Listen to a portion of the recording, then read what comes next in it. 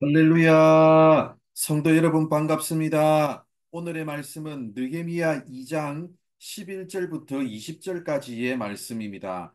느헤미야 2장 11절부터 20절까지의 말씀입니다. 내가 예루살렘에 이르러 머무른 지 사흘 만에 내 하나님께서 예루살렘을 위해 무엇을 할 것인지 내 마음에 주신 것을 내가 아무에게도 말하지 아니하고 밤에 일어나 몇몇 사람과 함께 나갈새 내가 탄 짐승 외에는 다른 짐승이 없더라. 그 밤에 골짜기 문으로 나가서 용정으로 분문에 이르는 동안에 보니 예루살렘 성벽이 다 무너졌고 성문은 불탔더라. 앞으로 나아가 샘문과 왕의 못에 이르러서는 탄 짐승이 지나갈 곳이 없는지라. 그 밤에 시내를 따라 올라가서 성벽을 살펴본 후에 돌아서 골짜기 문으로 들어와 돌아왔으나 방백들은 내가 어디 갔었으며 무엇을 하였는지 알지 못하였고 나도 그 일을 유다 사람들에게나 제사장들에게나 귀족들에게나 방백들에게나 그 외에 일하는 자들에게 알리지 아니하다가 후에 그들에게 이르기를 우리가 당한 곤경은 너희도 보고 있는 바라. 예루살렘이 황폐하고 성문이 불탔으니 자 예루살렘 성을 건축하여 다시 수치를 당하지 말자 하고 또 그들에게 하나님의 선한 손이 나를 도우신 일과 왕이 내게 이런 말씀을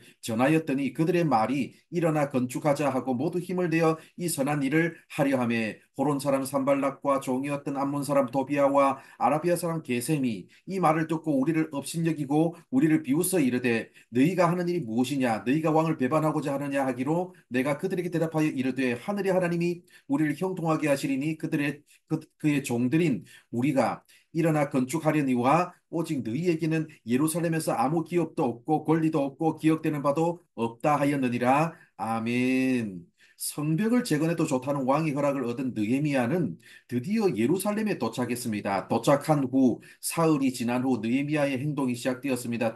첫 번째 단계는 현장 실사였습니다. 12절 하반절을 보면 아무에게도 말하지 않고 밤에 몇몇 사람과 함께 조사하러 현장에 갔습니다. 그 내용이 12절부터 15절까지의 내용입니다. 현장 실사를 통해 성벽에 무너진 상황을 면밀히 살폈습니다. 그 후 느헤미야는 백성들을 소집해 놓고 자신이 보았던 현장 상황을 알렸습니다. 17절을 보면 우리가 당한 곤경은 너희도 보고 있는 바라. 예루살렘이 황폐하고 성문이 불탔으니 자 예루살렘 성을 건축하여 다시 수치를 당하지 말자고 백성들을 설득했습니다. 또한 18절을 보면 그동안 하나님의 선한 손이 느헤미야를 도와서 여기까지 오게 된 과정을 밝혔습니다. 그랬더니 18절 하반절을 보면 백성들도 느헤미야가 제시하는 비전에 따라 함께 해보자는 분위기가 조성되었습니다. 그런데 19절을 보면 막상 성벽을 지으려고 하니까 방해하는 사람들이 나타났습니다. 호론 사람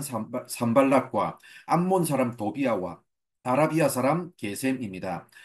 산발랏은 사마리아 총독으로서 유대인과 사마리아인의 좋지 않은 관계를 고려해 볼 때 유대인의 힘이 강성해지는 것을 시기하여 방해하는 것입니다. 암몬 사람 도비아의 경우는 비록 이방인이지만 이름에 야자가 붙어 있습니다. 성경에 야자라는 이름이 붙어 있으면 모두 하나님과 관계되어 있는 이름입니다. 이방인인데 유대인의 피가 섞인 사람입니다. 유대인들 가운데 친척이 있습니다. 산발랏은 외부의 적인데 도비아는 내부의 적입니다. 아라비아 사람 게셈의 경우는 아라비아니까 사마리아처럼 유대인들과는 적대 관계에 있는 사람입니다. 당연히 이 사람도 예루살렘 성벽 건설로 유대인의 힘이 강성해지는 것을 견지하는 사람입니다.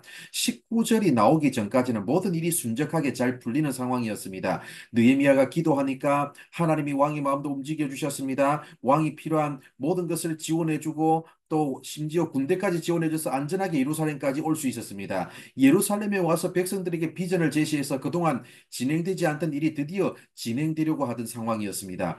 하나님이 허락하시고 하나님이 열어주시고 하나님이 함께 하시는 상황이 계속되고 있었습니다. 그럼에도 불구하고 19절의 방해자를 성경에서 갑자기 등장시킨 이유가 무엇이겠습니까? 하나님이 허락하신 일에도 얼마든지 장애 요소가 따라올 수 있다는 것을 보여줍니다. 사랑하는 성도 여러분, 하나님이 주신 마음을 품고 일을 계획했는데 안 되는 일이라는 말을 듣고 아예 시작조차 안 했던 적이 있습니까?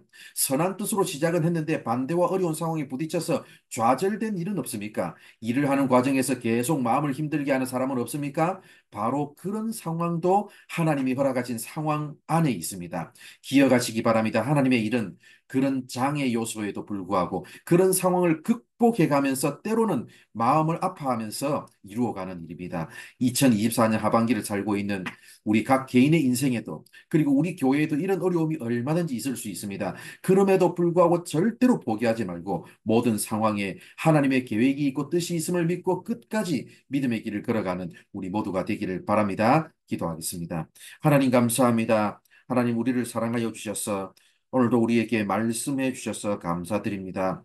아버지 하나님께서 열어주시고 인도하신 일에도 얼마든지 어려움과 또 아버지 절망적인 상황은 얼마든지 있을 수 있음을 오늘도 기억하면서 아버지 하나님 앞에서 오늘도 어떤 상황 가운데서도 기도하면서 믿음을 가지고 끝까지 이 길을 걸어갈 수 있는 우리 모두가 되게 하여 주시옵소서. 오늘 하루의 삶도 하나님께서 선하게 인도하시고 또 우리의 모든 것을 이끄시고 인도하여 주실 줄 믿사오며 예수님의 이름으로 기도드립니다. 아멘.